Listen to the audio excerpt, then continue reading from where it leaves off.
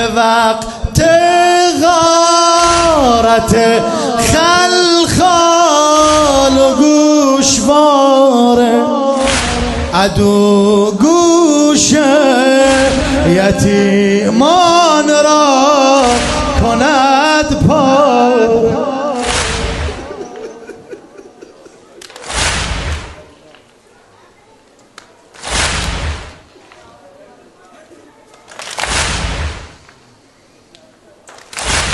به وقت غارت خلخال و گوشواره عدو گوش یتیمان را کند پاره.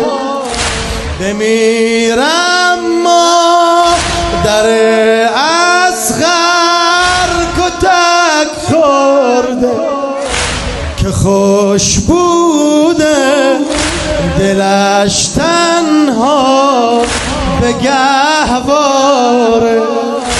نرفت از یاد او مولا تنش صد پاره در صحرا. حسین آن زاده